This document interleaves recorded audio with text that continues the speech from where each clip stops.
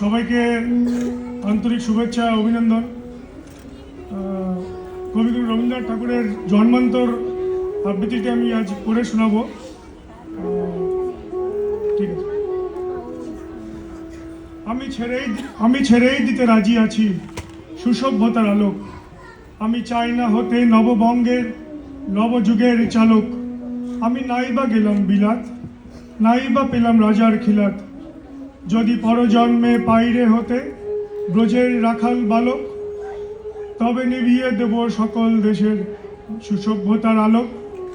যারা নিত্য কেবল ধেনু চড়াই বংশী বটের তলে, যারা গুঞ্জা ফুলের মালা গেথে পরে পরাই গলে, যারা বৃন্দাবনের বনে সদাই শ্যামের বাসি শোনেন, যারা যমুনাতে ঝাঁপিয়ে পড়ে শীতল কালো জলে, যারা নিত্য কেবল ধেনু চড়াই বংশী বটের তলে।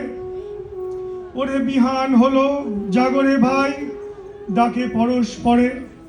ওরে ওই যে দধি মন্থ ধ্বনি উঠল ঘরে ঘরে। হেরো মাঠে পথের ধেনু চলে উড়িয়ে গোকুর রেণু। হেরো আঙিনাতে ব্রজের বধূ দুগ্ধ দহন করে। ওরে বিহান হলো জাগরে ভাই, ডাকে পরস্পরে। ওরে সাঙন মেঘের ছায়া পড়ে কালো তমাল মূলে। ওরে এপার ওপার আধার হলো কালিন্দিরি কুলে। ঘাটে গোপাঙ্গনা ভরে কাপে খেয়া তরির পরে।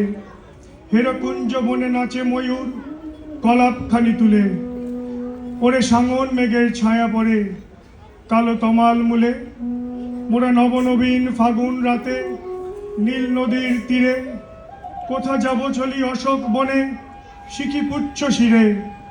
যবে দোলার ফুলরাশি দিবে নিপশিখাই কষি। যবে দক্ষিণ বায়ে বাঁশির ধ্বনি উঠবে আকাশ ঘিরে। মোরা রাখাল মিলে করব খেলা নীল নদীর তীরে। আমি হব না ভাই নববঙ্গে নবযুগের চালক।